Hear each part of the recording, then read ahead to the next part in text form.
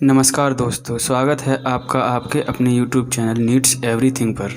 दोस्तों, आज के इस वीडियो में हम बात करेंगे सोलर सिस्टम या सौर मंडल के बारे में। दोस्तों, आज के इस टॉपिक से आपके सारे एग्जाम्स में प्रश्न बनते हैं, तो ध्यान से सुनिएगा।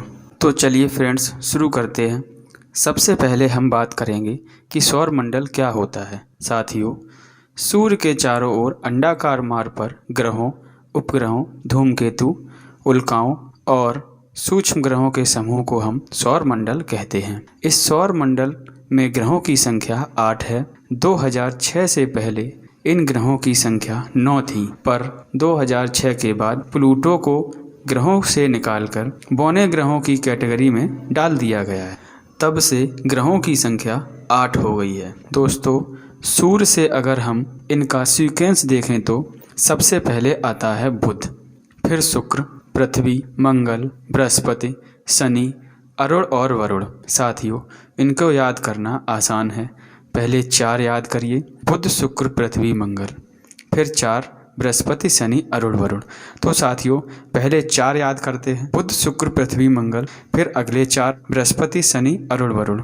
बहुत आसानी से याद कर सकते हैं। तो साथियों, ये 8 ग्रह हैं जो सूर्य की परिक्रमा करते हैं और इनके उपग्रह जो हैं वो ग्रहों की परिक्रमा करते हैं। देखिए दोस्तों, ये जितने भी ग्रह हैं उनमें शुक्र और अरुण को छोड़ दिया जाए तो जितने भी ग्रह हैं वे सभी सूर्य की परिक्रमा पश्चिम से पूर्व की ओर लगाते हैं, पर शुक्र और अरुण पूर्व से पश्चिम की ओर सूर्य की परिक्रमा लगाते हैं। इसीलिए दोस्तों, इन दोनों ग्रहों पर सूर्य उदय पश्चिम दिशा से तथा सूर्यास्त पूर्व दिशा से होता है। तो साथियों, ये बेसिक जानकारी है। आगे बात करते हैं कि सौर प्रणाली की खोज किसने की। तो दोस्तों, सौर प्रणाली की खोज कोपरनिकस ने की और ग्रहों की गति का नियम केपलर ने दिया है।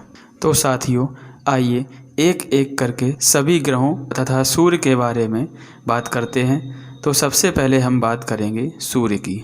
साथियों, सूर्य हमारी गैलेक्सी के केंद्र से लगभग 30,000 प्रकाश वर्ष दूर कोने में स्थित है तथा सूर्य हमारी पृथ्वी से लगभग 13 लाख गुना बड़ा है। और दोस्तों, सूर्य को पृथ्वी के सर्वाधिक निकट का तारा भी कहा जाता है। कभी कभी एग्जाम्स में यह प्रश्न सीधा पूछ लिया जाता है, तो याद रखना, पृथ्वी के सर्वाधिक निकट का तारा सूर्य है। सूर्य एक गैसीय गोला है जिसमें हाइड्रोजन 71% तथा हीलियम 26.5% और अन्य तत्व 2.5% होते हैं। सूर्य के केंद्र पर हाइड्रोजन के 4 नाभिक मिलकर एक हीलियम नाभिक का निर्माण करते हैं। इसके केंद्र पर नाभिकीय संलयन क्रिया होती है जो सूर्य की ऊर्जा का स्रोत है। साथियों, सूर्य की जो ग्रेविटेशनल पावर होती है उससे यह ग्रह और अन्य पिंड इसकी परिक्रमा करते हैं। सूर्य लगातार अदृश्य, अवरक्त तथा परावैंगनी किरणें, एक्सरेज, गामा किरणें, रेडियो तत्व आदि के रूप में ऊर्जा का उत्सर्जन करता रहता है। दोस्तों, सूर्य के प्रकाश को पृथ्वी तक पहुंचने में 8 मिनट 16 सेकंड का समय लगता है तथा सूर्य में जो काले धब्बे वाले स्थान हैं वे ऐसे स्थान होते हैं दोस्तों जो ऊर्जा या प्रकाश उत्सर्जित नहीं कर सकते हैं, वो काले धब्बे के रूप में नज़र आते हैं। तो साथियों, मैंने आपको सूर्य के बारे में बताया।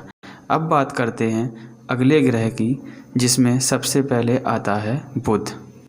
सूर्य के सबसे निकट का ग्रह है और यह सौर मंडल का सबसे छोटा ग्रह है। इस ग्रह पर दिन अति गर्म तथा रातें बहुत ज़्यादा ठंडी होती हैं। यहाँ दिन का तापमान लगभग 427 डिग्री सेल्सियस होता है, जबकि रात का तापमान लगभग -173 डिग्री सेल्सियस होता है। बुध सूर्य की परिक्रमा सबसे कम समय में अर्थात 88 दिनों में पूरी कर लेता है। और दोस्तों, यहाँ वायुमंडल नहीं है, तो इसलिए यहाँ जीवन संभव नहीं है। बुध ग्रह का अपना कोई भी उपग्रह नहीं है।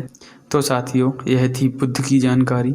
आगे बात करते हैं शुक्र के बारे में। शुक्र को वीनस कहते हैं। यह पृथ्वी के सबसे निकट का ग्रह है। शुक्र पूरे सौर मंडल का सबसे चमकीला तथा सबसे गर्म ग्रह है। शुक्र ग्रह अन्य ग्रहों के विपरीत सूर्य की परिक्रमा पूर्व से पश्चिम की ओर लगाता है, इसलिए इसका सूर्योदय पश्चिम से तथा सूर्यास्त पूर्व में होता है। इसीलिए दोस्तों इस ग्रह को सुबह का तारा तथा शाम का तारा भी कहते हैं। इसका आकार तथा घनत्व पृथ्वी के समान होता है, इसीलिए दोस्तों इसको पृथ्वी की बहन या पृथ्वी का जुड़वा ग्रह भी कहते हैं। इस ग्रह का कोई भी उपग्रह नहीं है। तो दोस्तों बुध और शुक्र ऐसे ग्रह हैं जिनका कोई भी उपग्रह नहीं है। साथियों शुक्र ग्रह के वायुमंडल में 95% कार्बन डाइऑक्साइड तथा 3.5% नाइट्रोजन गैस हैं। यह थी शुक्र ग्रह की जानकारी। अब आगे बात करते हैं पृथ्वी के बारे में। पृथ्वी सौरमंडल का एकमात्र ग्रह है जिस पर जीवन है। पृथ्वी के विषुवत व्यास और ध्रुवीय व्यास के बीच में लगभग 43 किलोमीटर का अंतर है। तो देखिए इसका विषुवत व्यास है 12,756 किलोमीटर तथा इसका ध्रुवीय व्यास 12,714 किलोमीटर है। तो दोस्तों इनका अंतर एग्जाम में पूछ लिया जाता है। पृथ्वी अपने अक्ष से 23.5 डिग्री झुकी हुई है। यह अपने अक्ष पर पश्चिम से पूर्व की ओर 27 किलोमीटर प्रति मिनट की गति से घूमती है और यह एक चक्कर 23 घंटे 56 मिनट 4 सेकंड में पूरा करती है। और साथियों पृथ्वी पर जल की उपस्थिति के कारण इसको नीला ग्रह भी कहा जाता है। पृथ्वी का एकमात्र उपग्रह चंद्रमा है। साथियों ये भी याद रखना कि पृथ्वी से चंद्रमा की 59% सतह ही देखी जा सकती है। आगे बात करते हैं पृथ्वी को सूर्य की परिक्रमा पूरा करने में 365 दिन 5 घंटे 48 मिनट तथा 46 सेकंड का समय लगता है। अर्थात मोटा मोटा देखा जाए तो 365 दिन 6 घंटे लगते हैं। इसीलिए दोस्तों ये 6 घंटे जोड़कर 4 साल में पूरा एक दिन बन जाता है। इसीलिए हर चौथा साल लीप ईयर आता है जिसमें 366 दिन होते हैं। हर चौथी साल लीप ईयर में फरवरी 28 दिन की बजाय 29 दिन की होती है। आगे बात करते हैं कि पृथ्वी का अपने अक्ष पर झुके होना तथा सूर्य के सापेक्ष स्थिति में परिवर्तन के कारण ऋतुएं परिवर्तित होती हैं। तो साथियों हमारे पृथ्वी पर जो ऋतुएं परिवर्तित होती हैं वो सूर्य के सापेक्ष स्थिति के परिवर्तन के कारण होती हैं। और सबसे अधिक चमकीला तारा साइरस, जिसको डॉग स्टार कहा जाता है, पृथ्वी से 9 प्रकाश वर्ष की दूरी पर स्थित है। सूर्य से पृथ्वी की दूरी उसकी अंडाकार परिक्रमा के कारण कम या ज़्यादा होती रहती है। तो साथियों पृथ्वी की सूर्य से अधिकतम दूरी 15.21 करोड़ किलोमीटर जो कि 4 जुलाई को होती है तथा न्यूनतम दूरी 14.70 करोड़ किलोमीटर जो कि 3 जनवरी को होती है। दोस्तों पृथ्वी तथा सूर्य की जो औसत दूरी है उसको खगोलीय एकक कहते हैं। तो ये थी पृथ्वी के बारे में जानकारी। अब आगे बात करते हैं मंगल ग्रह की। इसे लाल ग्रह या रेड प्लेनेट भी कहते हैं, जो कि आयरन ऑक्साइड की उपस्थिति के कारण इसका रंग लाल होता है, इसीलिए इसको लाल ग्रह भी कहते हैं। पृथ्वी के समान यह अपने अक्ष से 25 डिग्री के कोण पर झुका है, इसीलिए यहाँ ऋतु परिवर्तन होता है। इस ग्रह पर वायुमंडल का पतला आवरण पाया जाता है जिसमें नाइट्रोजन एवं आर्गन गैसें पाई जाती हैं। मंगल ग्रह के 2 उपग्रह फोबोस और डीमोस हैं, जिनमें डीमोस सौर मंडल का सबसे छोटा उपग्रह है। साथियों सौर मंडल का सबसे बड़ा ज्वालामुखी ओलिपस मैसी और सबसे ऊंचा पर्वत निक्स ओलंपिया, जो कि माउंट एवरेस्ट से 3 गुना ऊंचा है, इसी ग्रह पर पाया जाता है। आगे बात करते हैं बृहस्पति की। यह सौर मंडल का सबसे बड़ा ग्रह है। यह ग्रह मुख्यतः गैस और द्रव से मिलकर बना है, इसीलिए जुपिटर में ठोस भूमि का अभाव पाया जाता है और इसके जो उपग्रह हैं वो ठोस पिंड के रूप में पाए जाते हैं। दोस्तों बृहस्पति के उपग्रहों की संख्या सौर मंडल में सबसे अधिक है, जिनमें गैनीमीड जो सौर मंडल का सबसे बड़ा उपग्रह है। सभी ग्रहों में बृहस्पति की रोटेशन स्पीड सबसे अधिक है। इसकी रोटेशन स्पीड 10 घंटे है। इसको सूर्य का एक चक्कर लगाने में 12 वर्ष का समय लगता है। साथियों, मंगल तथा बृहस्पति की कक्षाओं में छोटे छोटे आकाशीय पिंड पाए जाते हैं जो सूर्य की परिक्रमा कर रहे हैं। इनको क्षुद्र ग्रह या एस्टेरॉइड्स कहते हैं। सबसे पहला क्षुद्र ग्रह सिरस खोजा गया था। आगे बात करते हैं शनि ग्रह की।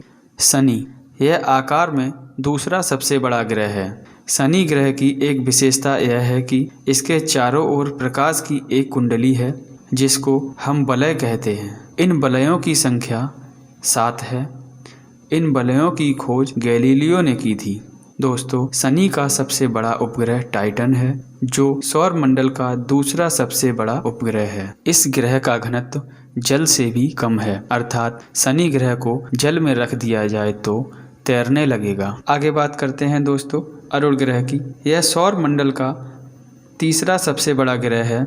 यह सूर्य की परिक्रमा शुक्र की भांति करता है, अर्थात यह सूर्य की परिक्रमा पूर्व से पश्चिम की ओर लगाता है। अरुण ग्रह अपनी धुरी पर सूर्य की ओर इतना अधिक झुका हुआ है कि लेटा हुआ सा दिखाई पड़ता है। इसीलिए दोस्तों अरुण ग्रह को लेटा हुआ ग्रह कहा जाता है। इसके वायुमंडल में मीथेन गैस की अधिक मात्रा पाई जाती है। ये थी अरुण ग्रह की जानकारी। आगे बात करते हैं दोस्तों वरुण ग्रह की। वरुण ग्रह को हरे रंग का ग्रह भी कहते हैं और यह सूर्य से सबसे अधिक दूरी पर स्थित है। इस ग्रह पर मीथेन की अधिकता होने के कारण इसका प्रकाश हरे रंग का दिखता है। तो साथियों, हरे रंग का ग्रह वरुण को कहते हैं। तो दोस्तों, आज की इस वीडियो में हमने सौर मंडल के बारे में जानकारी एकत्रित की। हमारे चैनल पर बने रहने के लिए वीडियो को लाइक और चैनल को सब्सक्राइब करना ना भूलें। साथियों, हमारे साथ बने रहने के लिए आप सभी का तहे दिल से धन्यवाद।